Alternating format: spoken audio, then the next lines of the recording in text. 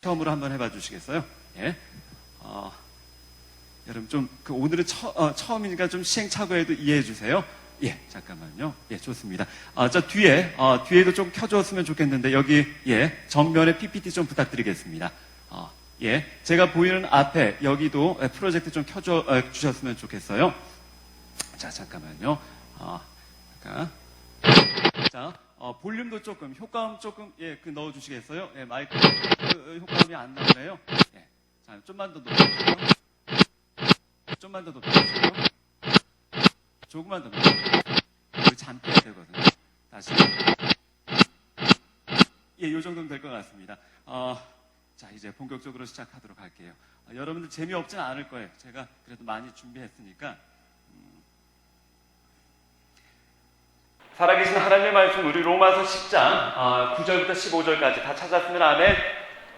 앞에 있잖아요. 같이 보면서 우리 같이 교독하십니다. 제가 9절, 여러분 10절, 우리 번갈아 가면서 우리 합독하십니다. 내가 만일 내 입으로 예수를 주로 시인하며 또 하나님께서 그를 죽은 자 가운데서 살리신 것을 내 마음에 믿으면 구원을 받으리라.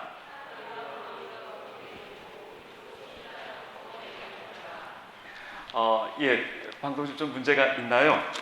오늘 이러면 안 되는데. 나왔네요. 성경에 이르되 누구든지 그를 믿는 자는 부끄러움을 당하지 아니하리라 하니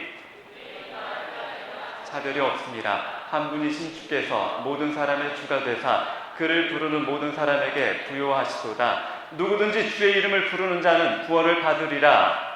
즉 그들이 믿지 아니하는 일을 어찌 부르리요? 듣지도 못한 일을 어찌 믿으리요? 전파하는 자가 없이 어찌 들으리요? 같이 읽습니다. 시작. 보내심을 받지 아니하였으면 어찌 전파하리요? 기록된 바 아름답도다. 좋은 소식을 전하는 자들의 발휘함과 같으니라. 아멘. 우리 잠깐 말씀 드리기 전에 기도하고 시작하십니다.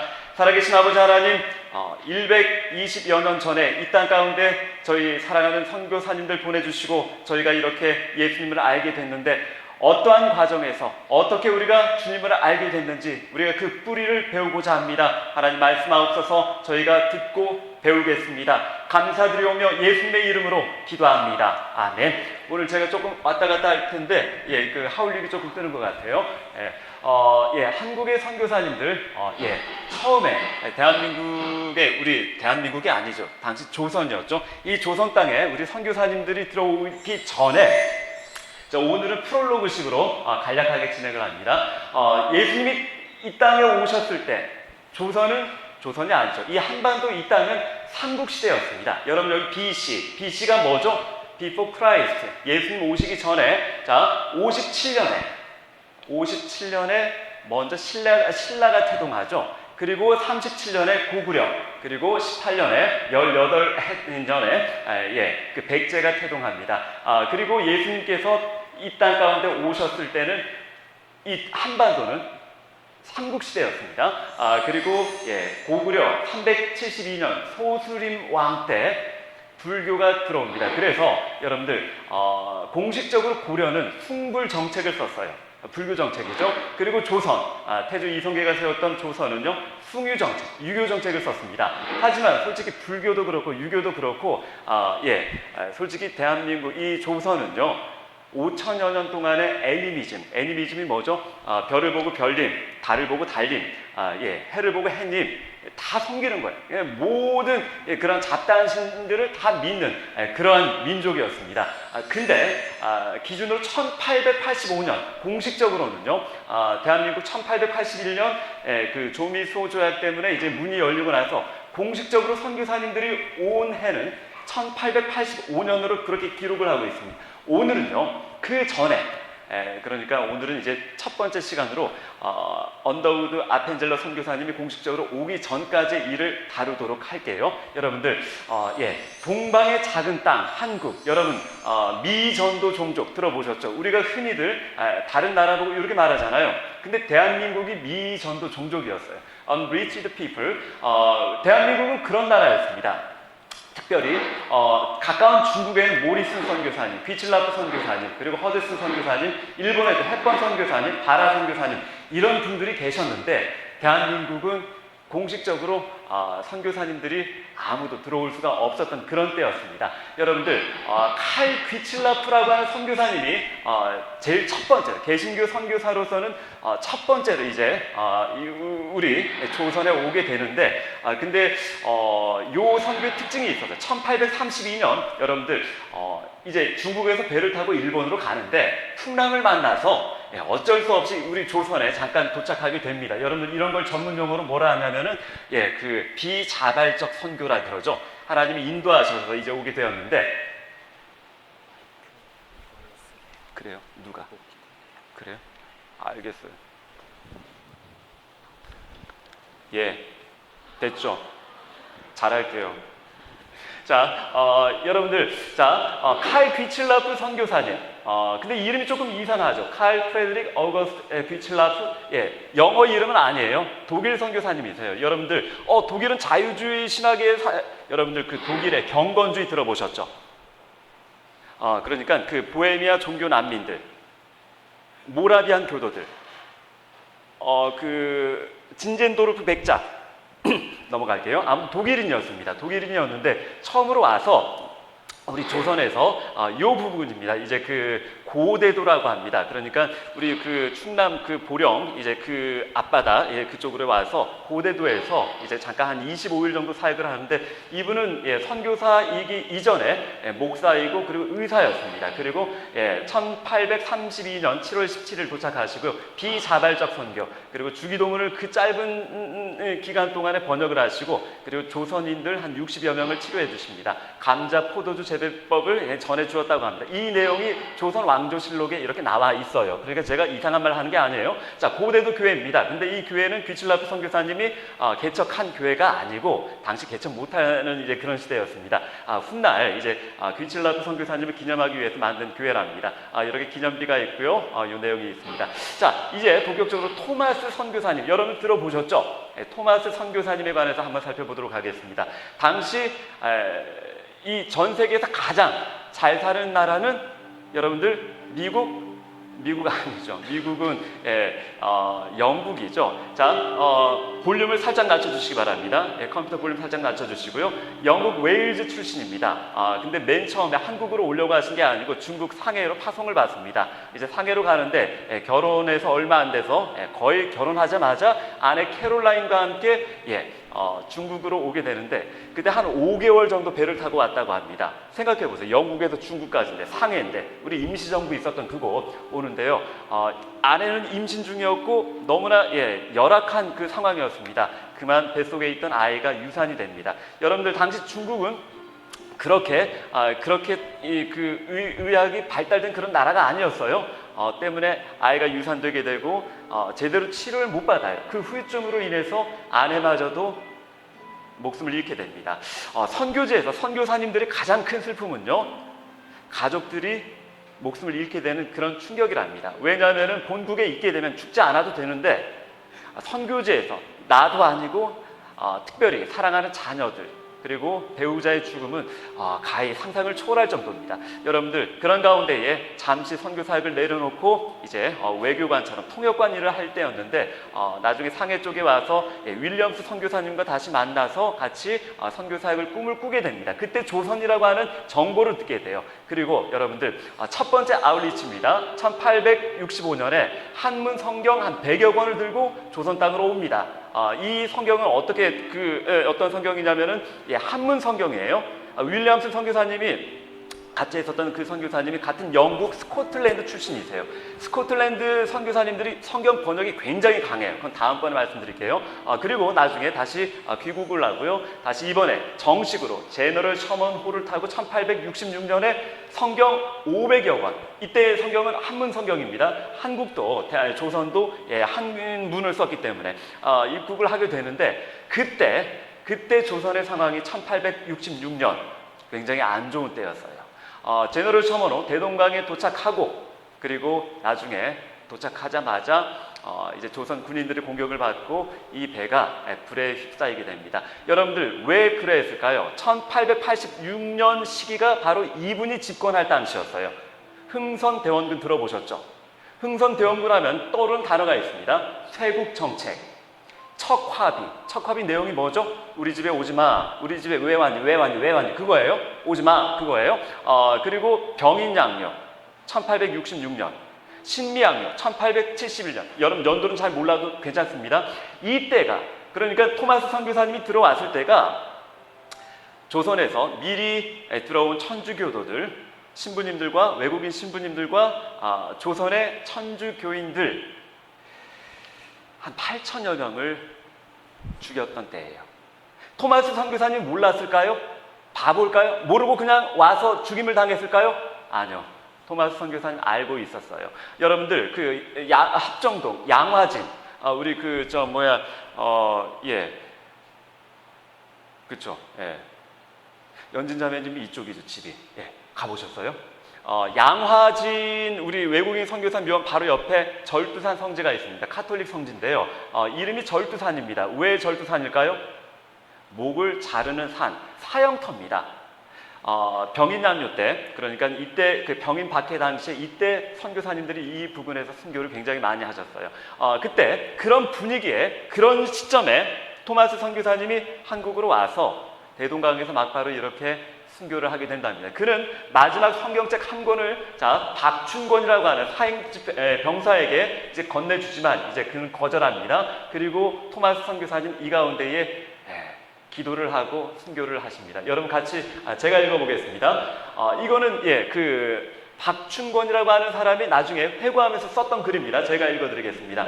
내가 서양 사람을 죽이는 중에 한 사람, 그 사람이 바로 토마스 선교사님이에요. 죽인 것은 내가 지금 생각할수록 이상한 감이 있다. 내가 그를 찌르려고 할 때에 그는 두 손을 마주잡고 무산말 기도를 한 후 붉은 배를 입힌 책을 가지고 웃으면서 나에게 받으라 권하였다. 그러므로 내가 죽이기는 하였으나 이 책을 받지 않을 수가 없어서 받아왔노라. 오타가 아니고요. 당시 썼던 이제 그 글이기 때문에 이렇게 표현을 한번 해봅니다. 여러분들 토마스 선교사님 어떻게 보면은 선교의 꿈도 이뤄보지 못하고 그는 목배임을 당해 순교를 당하게 됩니다. 컴퓨터 볼륨 조금만 올려주세요. 그렇다면 우리가 이 고민을 할 수가 있습니다. 선교사님 꽃다운 나이 27세 때 그러니까 3년 전에 영국에서 출발해서 중국에서 2년 지내고 한국 도착하자마자 단 한 사람도 전도하지 못하고 목숨을 잃게 됩니다. 굉장히 허무한 인생이죠. 실패한 인생이죠. 아니요. 우린 지금부터 그 부분을 살펴보도록 하겠습니다. 토마스 선교사님은 또 순교하기 전에 그가 500여 권의 성경책을 갖고 왔거든요. 불타는 배에서 다 뿌립니다. 던지는 게 아니고 뿌린다고 표현을 할 수밖에 없어요. 그리고 나중에 갖고 왔던 그 책을 죽기 전에 12살의 최치량이라고 하는 소년에게 성경책 3권을 줍니다. 이 성경책 3권, 특별히 최치량은 자기가 이 책을 갖고 있으면 어떻게 될지 몰라서 겁이 나서 평양 영무주사 박영식에게 건네줍니다. 박영식, 이 사람은 이 3권을 가져다가 자기 집에 가서 도배를 합니다. 왜 그랬을까요? 그때는 종이가 귀했던 시기거든요. 여러분들 제가 고향이 제주도인데요. 어렸을 적에 친구 집에 놀러 갔는데 굉장히 어렵게 지낸 친구들은요. 도배지가 신문지였어요. 진짜예요. 그럼 100여 년 전에는요. 종이 없습니다. 화장실에서 우리가 볼일 보고 닦을 종이가 없어요. 지푸라기로 닦았어요. 종이가 그렇게 귀했던 때예요. 근데 이 사람이 딱 보니까 이게 박영식 너무 이제 종이가 좋은 거예요. 와, 그리고 이 종이로 온통 집을 도배합니다. 그리고 나서 훗날 최치량은 다시 박영식의 집을 구해서 여관으로 쓰는데 여러분들 2명의 선교사님이 1890년대에 찾아옵니다. 평양으로요. 사무엘 마펫, 세뮤얼 모펫과 그레암리 선교사님이 평양에 이 최치량의 여관에 머물게 되는데 이 마포 사무엘 박사님이 깜짝 놀랍니다. 여러분 이분이 누군지 아세요? 총신대학교 세우신 분이에요. 총신대학교 전신이 이제 평양신학교인데요. 평양신학교 그리고 숭실학교와 그리고 또 숭의까지 세우신 분이세요. 이분이 자신이 평양에 도착한 최초에 왜냐하면 1882년에 공식적으로 문이 열리게 되고 1885년에 선교사님 들어오고 지금 1890년대 평양으로 왔습니다. 근데 이분이 놀라는 거예요. 아니 이 집이 어떻게 한문 성경으로 쫙 도배가 되어 있지? 그리고 얘기를 듣습니다. 아니 뭐라고? 내가 오기 전에 33년 전에 어떤 젊은이가 와서 복음을 전했다고? 근데 복음도 제대로 전하지 못하고 성경을 건네고 참수형을 당했다고? 토마스 선교사님의 이야기를 듣게 돼요. 그리고는요 그들은 그 토마스 선교사님의 헌신을 헛되이 되지 않기 위해 정말 열심히 선교 사역을 감당합니다. 여러분들 평양 대부흥까지 가보도록 할게요. 컴퓨터 PC 볼륨 조금만 더 높여주세요. 자, 얼마 후 최치라는 마펫으로부터 세례를 받게 되고, 그리고 그 성경을 찢어서 도배했던 그 박영식도 나중에 예수를 믿습니다. 특별히 그 집을 예배 처소로 쓰이게 됐는데 그게 평양 최초의 널다리골 교회. 여러분 들어보셨나요? 이 이름을 잘 모른다면 혹시 지금 보이는 분이 가운데 분이 길선주 목사님이시고요. 사무엘 모펫, 세뮤얼 마펫. 그래서 마포, 세뮤얼 우리나라 발음입니다. 세뮤얼 사멸. 그래서 세뮤얼 마펫, 마포 사멸 그렇게 말합니다. 그래서 총신대학교 세우신 분은 마포 사멸 선교사님 그렇게 말한답니다. 그래양리 선교사님이시고요. 자, 그 다음에 토마스를 죽인 박충건은 나중에 널다리골 종소리를 들을 때마다 괴로움을 견딜 수 없었다고 합니다. 나중에는 참여하고요. 그리고 나중에 세례를 받고 영주교회 영수, 지금의 장로님이 됩니다. 여러분들 그러면서 평양 땅의 부흥에 헌신했는데요. 그 이후에 널다리골 교회는요 더 성장하게 되고 이름을 바꿉니다. 장대제 교회. 그 교회가 더 부흥하자 더 큰 교회를 짓습니다. 여러분들 그 교회 이름이 다시 말하면 다 들어보셨을 거예요. 평양 대부흥의 본산지인 장대현 교회예요. 다시 한 번 더 질문합니다. 토마스 선교사님의 죽음이 헛된 죽음일까요? 그냥 정보가 없어서 소식 그냥 미안요. 재수가 없어서 와갖고 미안. 개죽음 당한 그런 모습일까요? 아니요. 터툴리아는 말합니다. 순교자의 피는 교회의 초석이라고요. 여러분들 지금 이게 평양의 장대현 교회 참고로 말씀드리겠습니다. 기억자예요. 왜 저럴까요? 두 가지로 말씀드릴게요. 한쪽은 남자들, 한쪽은 여자들. 남녀 7세 부동서 그러잖아요. 그렇게 예배드렸다는 그 근거가 있고요. 또 이 근거도 있습니다. 한쪽은 당시 그 신분제 사회였잖아요. 양반들 그리고 하인들 그렇게 앉았다는. 근데 제가 제주도 고향에 화북에서 지낼 때인데요. 바로 옆에 삼양이 있습니다. 삼양교회 이기풍 선교사님이 세우신 교회 100년 넘었어요. 이 모양으로 지었어요. 기억자예요. 대한민국 이제 남녀 차별이 없어진 거 얼마 되지 않습니다. 근 100년 되지 않아요. 여러분들 평양 대부흥 어떻게 보면은 33년 전에 아니죠. 사무엘 모펫이 오기 전에 33년 전이고 1907년 마이너스 1866년 정확하게는 40년 4개월 전에 토마스 선교사님이 뿌린 그 성경책 위에 세워진 게 바로 장대현 교회고요. 평양 대부흥이 시작이 되었답니다. 다시 영국으로 돌아가 볼게요. 영국 토마스 선교사님을 파송했던 웨일즈 하노버 교회입니다. 이 하노버 교회 담임 목사님은 토마스 선교사님의 아버지예요. 토마스 선교사님 이제 순교비고요. 이 토마스 선교사님을 파송했던 이 하노버 교회는 토마스 선교사님이 순교했다는 이야기를 듣고 한국을 증오한다. 정말 두 번 다시 한국이란 이름 그러지 않았어요. 더 기도합니다. 특별히 토마스 선교사님의 아버지 그때부터 계속해서 한국 조선 땅을 위해서 기도합니다. 토마스 선교사님 아버지의 비예요. 예. 언제 돌아가셨냐면 1884년에 돌아가셨어요.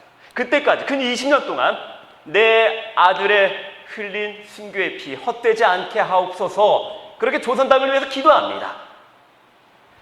1884년에 소천하시고요. 그 이듬해 1885년 인천 제물포 앞바다에 아펜젤러와 언더우드 선교사님이 들어오시는 거예요.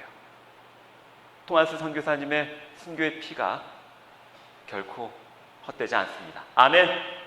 계속해서 살펴보도록 하겠습니다. 존 로스 선교사님에 관해서도 우리가 잠시 살펴보도록 할게요. 특별히 이분도 영국 출신입니다. 스코틀랜드. 아까 토마스 선교사님 웨일즈예요. 스코틀랜드 바로 옆이에요. 가까워요. 여러분들 특별히 스코틀랜드 윌리엄슨 선교사님, 아까 토마스 선교사님에게 성경책 100권을 주어서 1865년을 보내고 다시 1866년 500권을 주어서 보냈던 분이 윌리엄슨 선교사님이십니다. 이분이 중국에서 다시 다시 후임으로 이제 은퇴를 하시면서 로스와 맥케타이어 선교사님 이제 만나게 됐는데 그분에게 토마스 선교사님의 이야기를 전해줘요. 이렇게 1866년도에 토마스라고 하는 젊은 선교사가 있었는데 성경책을 갖고 조선으로 갔지. 근데 대동강가에서 순교를 당했다네. 그 이야기를 로스 선교사님과 맥킨타이어 선교사님이 듣게 돼요. 그리고 이 로스 선교사님은 남의 일처럼 그렇게 느낄 수가 없었어요. 왜요? 토마스 선교사님은 본인보다 2살 위였고요. 그리고 또한 같은 지역 사람이었고요. 그리고 토마스 선교사님 아내가 아이를 낳다 소천했죠. 자신의 아내도 아이를 낳다가 아이는 이제 건강하게 태어났는데 이제 아내가 아이를 낳다가 죽게 됩니다. 남의 일 같지 않았어요. 그리고 또한 이렇게 다짐을 하게 됩니다. 내가 조선 땅에 들어갈 수 없다면 한문 성경이 아닌 한글 성경을 번역하겠노라. 그때부터 10년 동안 열심히 성경 번역을 착수합니다. 여러분들 그렇게 만들어진 게 예수 선교 전서 10년 동안 그렇게 만들어졌습니다. 근데 어떻게 이분이 조선말을 배웠을까요? 로스 선교사님 중국에 있다가 조선을 공부하기 위해서 조선에 들어갈 수는 없고 가까운 지역에 고려문이라고 하는 개성상인들이 왔다 갔다 하는 그 고려문으로 갑니다. 거기서 이응찬, 백홍준, 이성학, 김진기 이 조선 사람들을 만나서 한글을 배우게 됩니다. 그러면서 떠듬떠듬 한글 성경을 번역하게 되는 거예요. 특별히 고려문이라고 하는 당시 이 지역이고요. 당시 이분들을 만나서 조선말을 배우고 한글 성경을 번역하게 되는 겁니다. 여러분 여기 보세요. 코레아 알파벳 보이십니까? K일까요? C일까요? C예요. 코리아 K-O-R-E 아니요 C예요. 근데 왜 지금 K가 됐죠? 여러분 아시죠? 일본이 바꿔버렸죠. 자기들은 재팬 J인데 C가 앞에 있잖아요.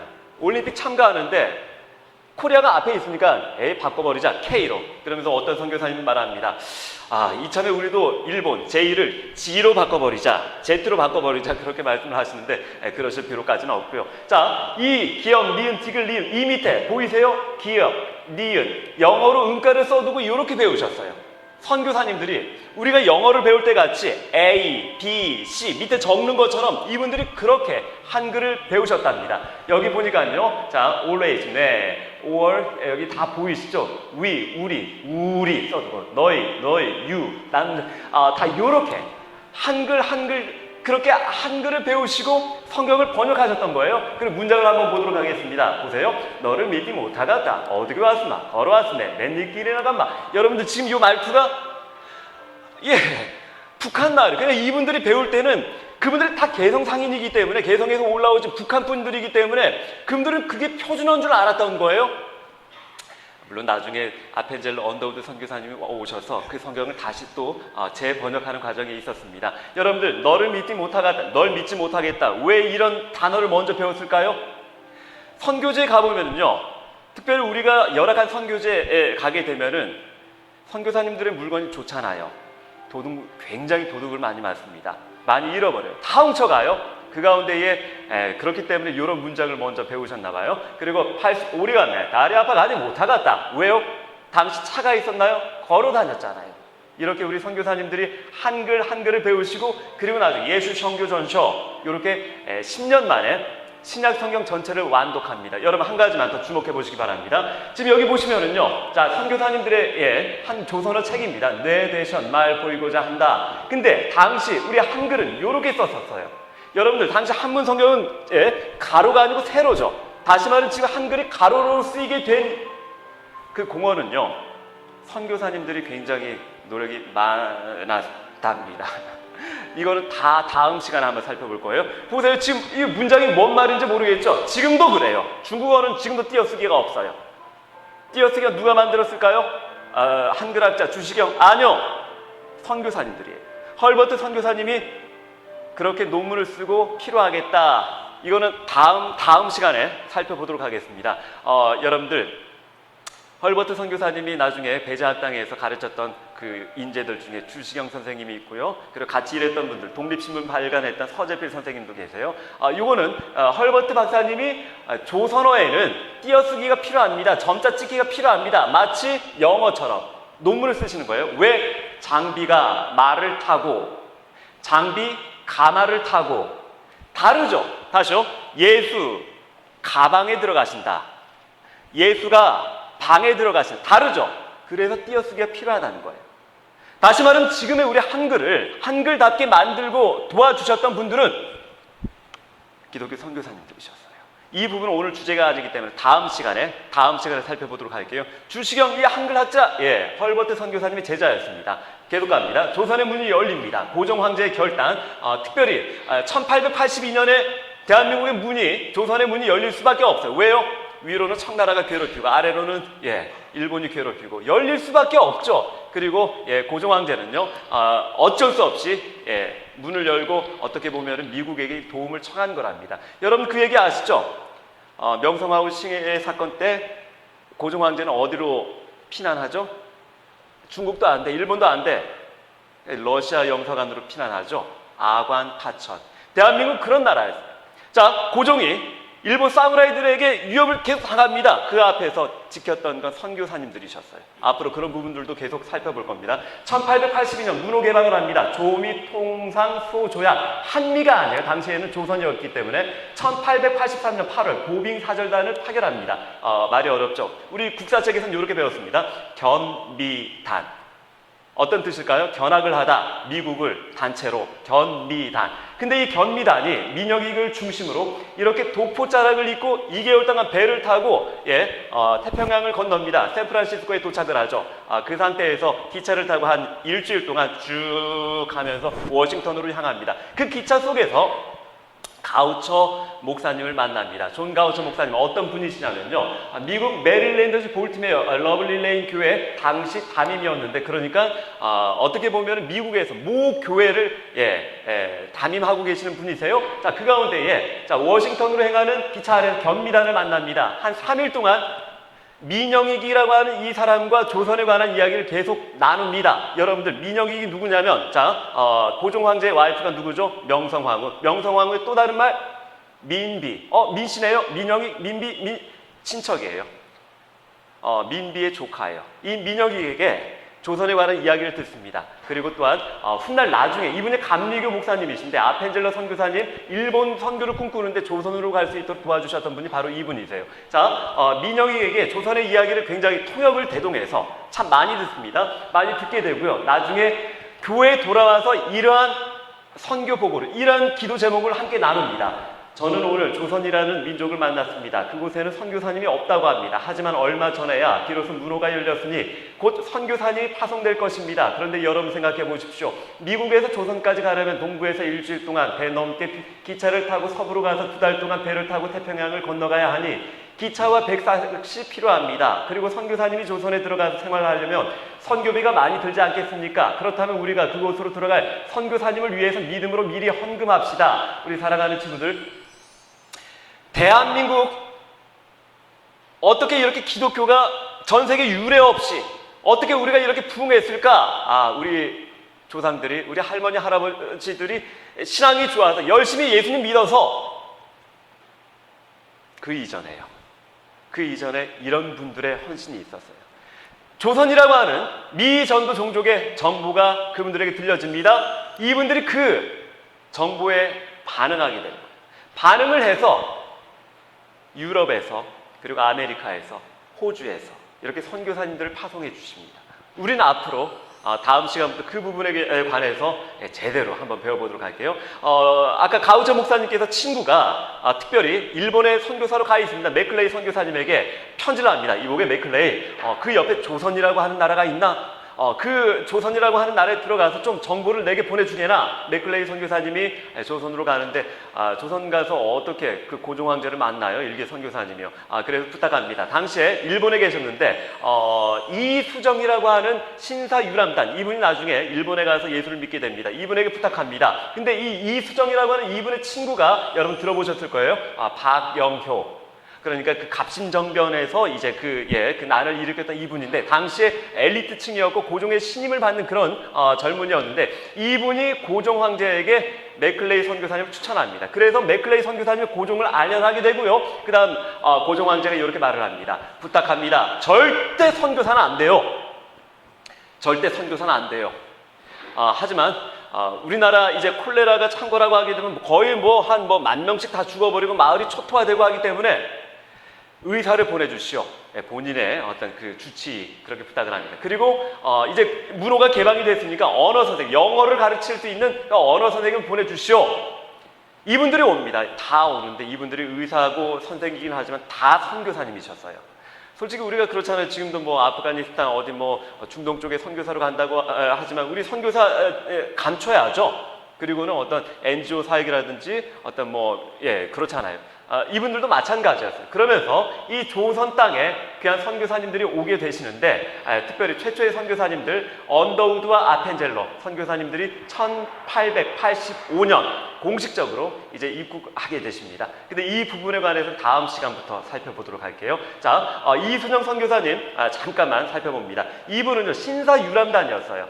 그래서 일본에 건너가서 유학하러 갔는데 거기서 이제 예수를 믿게 됩니다. 세를 받게 되고요. 이분이 일본에서 성경을 번역하기 시작합니다. 근데 이분이 번역했던 이제 성경책은요 쪽복음이라고 해서 전체가 아니고 마가복음, 우리 그 마가복음을 썼던 우리 마가 선생님께서 천국에서 요 한문을 보고 놀라실 거예요. 야, 내가 말이냐 이게 그러실 것 같아요.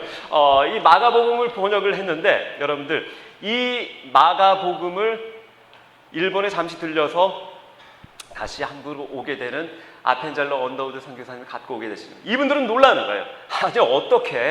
아니 어떻게 유래가 없어요.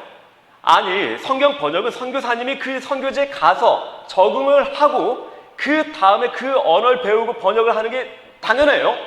근데 이 민족은 선교사가 들어가지도 않았는데 벌써 번역된 그 나라 자국어에 성경이 있다는 거예요. 대한민국이 100년 만에 엄청난 부흥을 이룬 이유 아시겠죠? 하나님이 놀라운 섭리가 있었습니다. 참고로요. 근데 이수정은 왜 마가복음을 번역을 했을까요? 일단 예수님을 가르쳐야 되기 때문에 복음서를 선택했는데 마태복음은 28장이에요. 마가복음은 16장이에요. 누가복음은 24장이에요. 요한복음은 21장이에요. 마가복음 분량이 제일 작아요. 하지만 사건은 제일 많이 기록이 되어 있습니다. 사건 중심의 책이에요. 그래서 마가복음을 번역을 했답니다. 여러분들 특별히 조선의 문이 닫혀져 있어요. 그 가운데 우리 민족을 위해서 기도했던 영국의 웨일즈 하노버 교회 교인들, 그리고 또한 존 로스 선교사님, 그리고 또 일본에서 이수정, 이런 분들이 있었기 때문에 우리나라가 이렇게 전 세계 유례 없는 놀라운 부흥을 맛보게 되었다는 겁니다.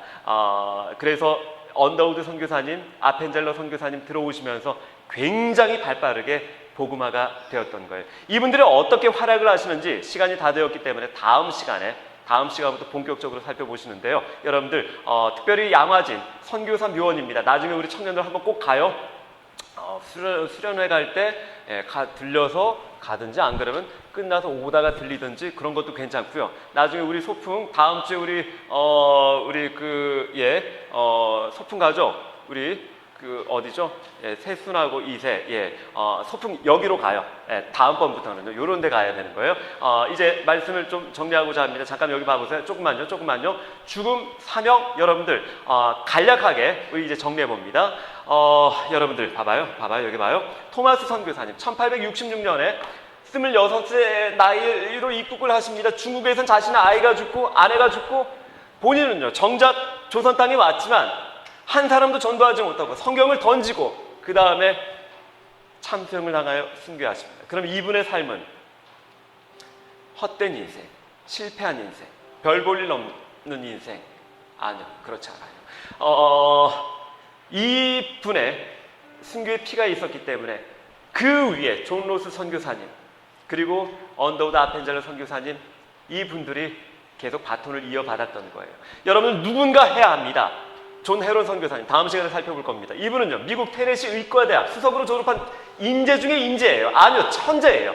테네시 의과대학이 당시에 개교한 지 90년째였습니다. 그때 졸업을 하는데 개교 이래 최고의 점수로 수석으로 졸업했던 분. 본인은요 당시 학과장이었던 교수님의 딸과 약혼을 했었고요. 교수직 자리까지 다 보장이 돼 있었어요. 하지만 이분은 제가 조선에 가겠습니다.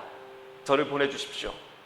주변 사람들이 엄청 말렸음에도 불구하고 배를 타고 조선으로 옵니다. 제중원 2대 원장이죠. 하지만 너무 안타깝게도 한국에 온 지 5년 만에 병자들을 치유하시다가 이질에 감염돼서 죽게 됩니다. 이분이 처음으로 양화진에 묻힌 분이시고요. 그 이후로 많은 선교사님들 목숨을 잃게 되면 이어서 양화진에 묻히게 되었더랬죠. 여러분들 그렇다면 이분은 그 잘 나가는 미국, 그리고 명문 중에 명문 테네시 의과대학에서 그것도 수석으로 졸업하신 이분이 왜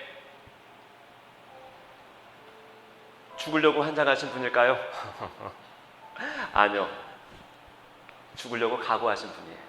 여러분 분명히 아셔야 됩니다. 당시에 2개월가량 배를 타고 태평양을 건넌다는 건요, 다시 못 올 수 있다는 걸 각오하고 오시는 거예요. 지금 우리가 선교를 간다고 하면은 여행의 개념이 많아요. 여러분, 대한민국에서 자동차 사고로 죽을 확률이 높을까요? 선교제에서 목숨을 잃을 확률이 많을까요? 대한민국에서 자동차 사고로 죽게 된 확률이 더 높대요. 지금은 그런 시대예요. 선교사님들은 굉장히 안전이 보장받는 그런 시대지만, 당시 선교사님들은요, 배를 타고 본국을 떠난다, 나는 죽으러 간다, 그 각오하고 오시는 분들이세요. 이분들이 죽으려고 한장했다고요? 아니요. 죽음을 두려워하지 않았던 분들이세요. 조셉 데이비스 선교사님이십니다. 호주 선교사님으로 최초로 대한민국에 오셨던 분인데요. 이분은 서울에 도착합니다. 5개월 동안 언어를 배웠죠. 언더우드는 회고합니다. 내가 만났던 선교사 중에서 가장 인품이 탁월하고 가장 언어 능력이 탁월했던 분이라고요. 그렇게 회고합니다. 솔직히 이분은 호주에서 조선 오기 전에 학교를 운영하고 있었는데, 그 학교는 지금도 호주에서 명문학교입니다. 여러분들, 그 학교에 들어가기 위해서는 줄을 서야 된답니다. 근데 그분이 그걸 다 포기하고 지금 조선에 와서 5개월 동안 서울에서 언어를 배우고요.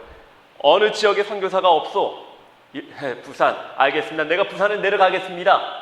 그리고 부산으로 향합니다. 1890년 4월 4일 도착합니다. 4월 5일 병에 걸려 풍토병으로 순교합니다. 이분의 삶 또한 굉장히 어리석은 인생이겠죠. 여러분들, 누이와 같이 왔습니다. 나중에 이 누이는 오빠의 죽음을 알리기 위해서 다시 호주로 돌아갑니다.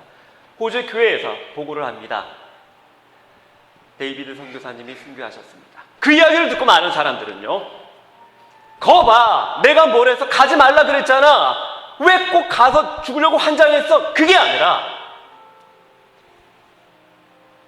내 친구 데이비드가 이루지 못한 꿈 내가 이루겠습니다. 내가 조선에 가겠습니다. 그의 친구들도, 그의 가족들도, 그의 조카들도 너도 나도 조선을 자원합니다. 그리고 다른 지역도 아니고 오빠가 순교한 그 부산 땅으로 오죠.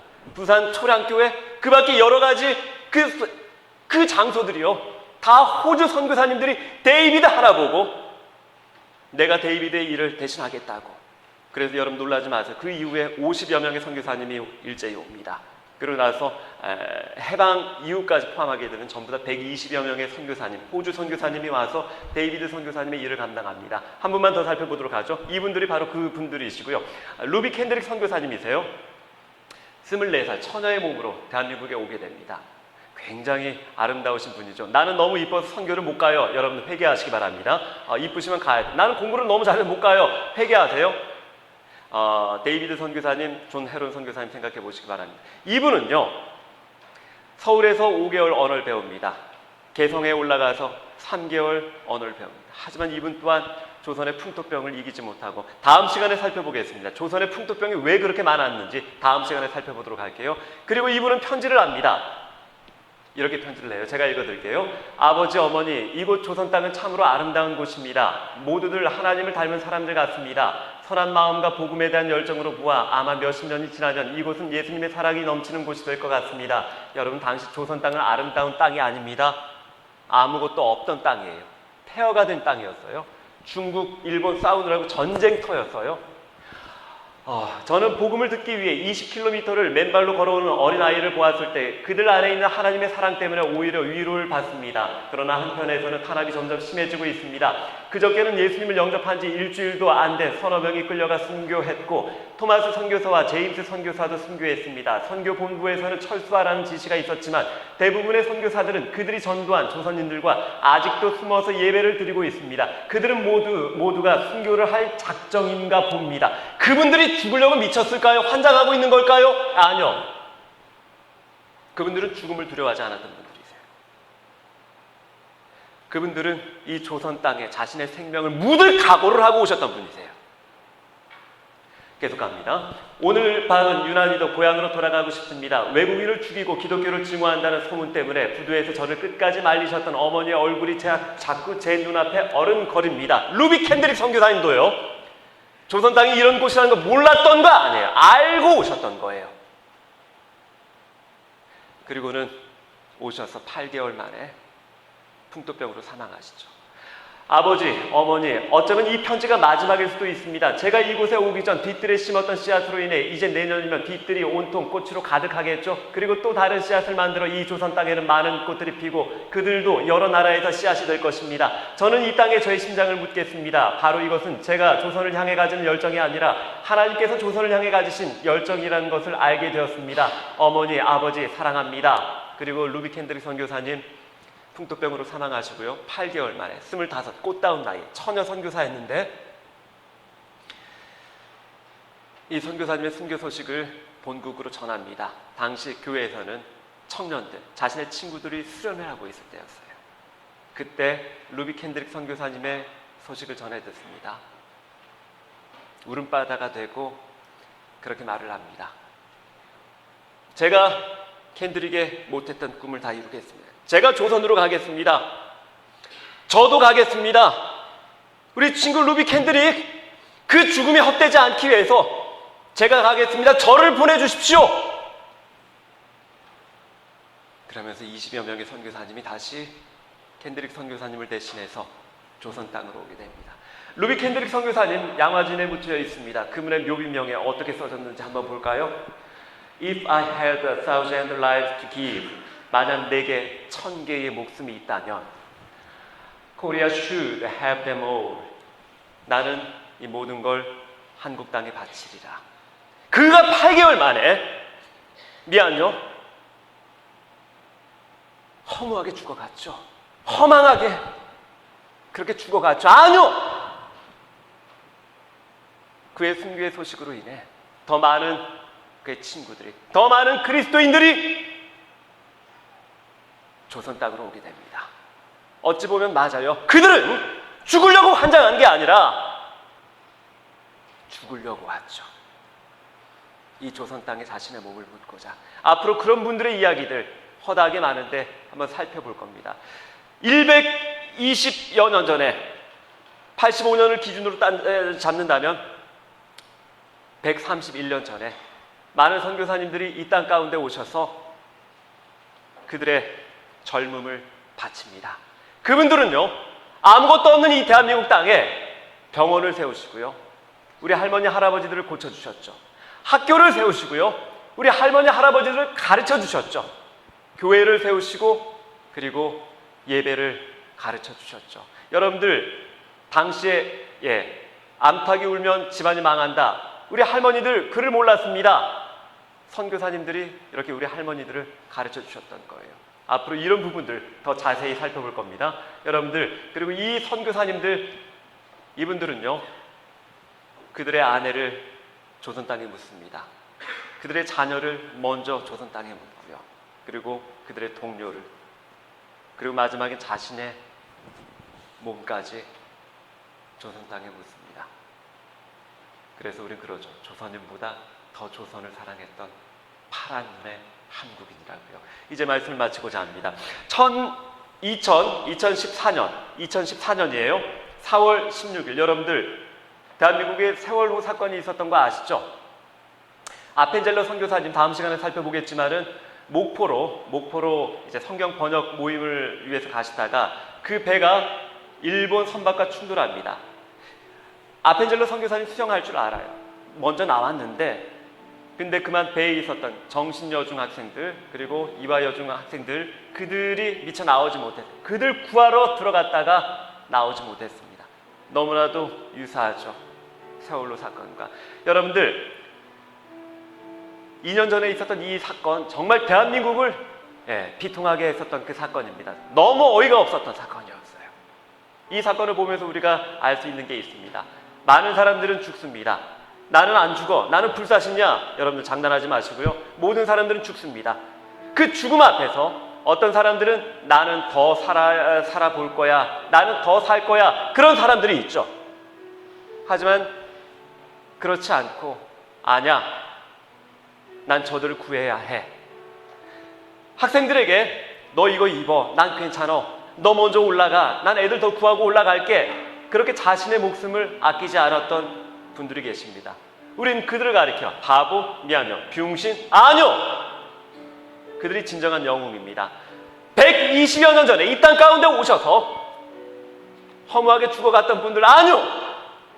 죽음을 두려워하지 않았던 분들, 자신의 생명을 이 조선 땅에 바치고 우리 할아버지 할머니들, 그분들을 살리면서 정작 그분들은 그분들의 자녀들을 묻고 아내를 묻고 남편을 묻고 동료를 묻고 자신 또한 묻으면서 이 땅에서 지내셨죠. 여러분, 다시 정리합니다. 모든 사람은 죽습니다. 그 가운데 어떤 사람들은 나는 더 살아볼 거야, 난 좀 더 살아야 돼, 그런 사람들이 있지만 그렇지 않고 자신의 목숨을 다른 사람에게 내어주는 그런 사람들도 있답니다. 여러분들,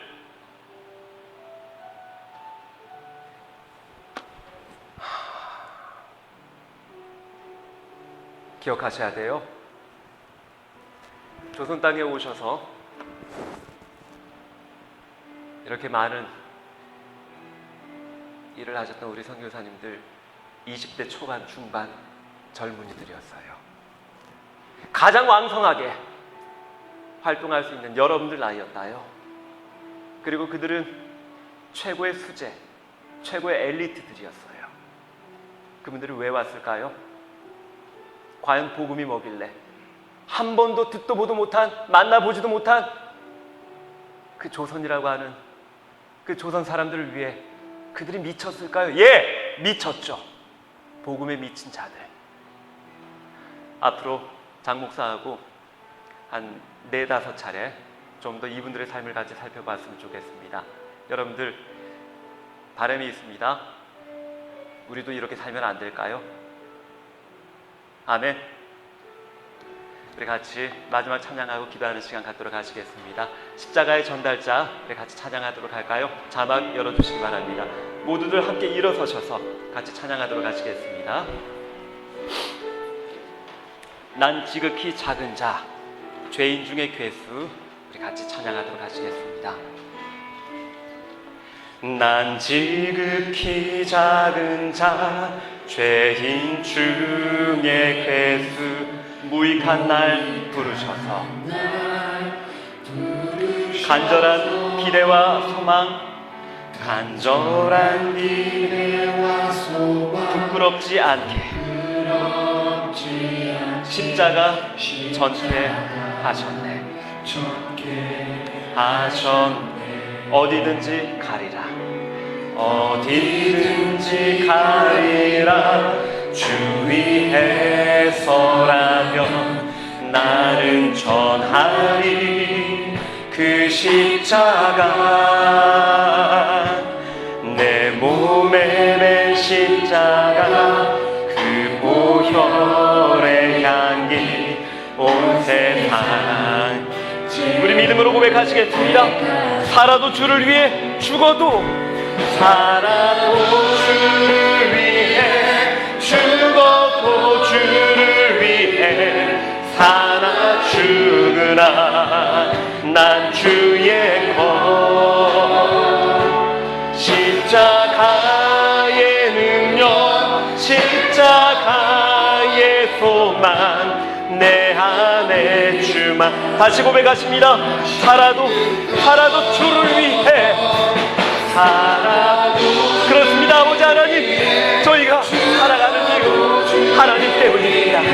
하나님, 저희도 우리 선교사님들처럼 그렇게 주님을 바라보며 우리 목숨 아까워하지 아니하고 하나님만을 위해 이 십자가의 길을 걸어가며 살아가겠습니다. 하나님, 저희들을 받으시길 원합니다. 사실은 난 지극히 작은 자, 죄인 중에 괴수, 무익한 날 부르셔서 간절한 기대와 소망, 부끄럽지 않게 십자가 전폐하셨네. 내 사랑 나의 십자가, 내 사랑 나의 십자가. 우리 사랑하는 청년들, 제가 같이 기도하는 시간 갖도록 하시겠습니다. 하나님, 120여 년 전에 이 땅 가운데 오셔서 저희들에게 그들의 생명을 주셨던 그 선교사님들의 그 열정, 그 헌신, 그 마음 저희들도 본받길 원합니다. 하나님, 저희들과 같은 젊은 나이에 그들의 모든 것을 바쳐 하나님의 뜻을 이루고자 이 낯선 조선 땅에 오셨던 그분들의 모습 저희도 본받겠습니다. 하나님, 저희들의 삶을 통하여 하나님의 뜻을 이루어 주옵소서. 저희도 이렇게 복음의 빚진 자라는 것 이제 알았사오매 하나님, 저희 또한 이 빚을 갚기 위하여 하나님 복음을 증거하며 하나님을 위해 살아가는 저희들의 삶이 되게 하옵소서 하고, 우리 이 시간 간절한 마음으로 함께 기도하고 마치도록 하시겠습니다. 함께 기도하시겠습니다. 사랑의 아버지 하나님, 저희들의 젊음 하나님 저희 것 아닙니다. 하나님께 드리고자 합니다. 주님, 받아주옵소서.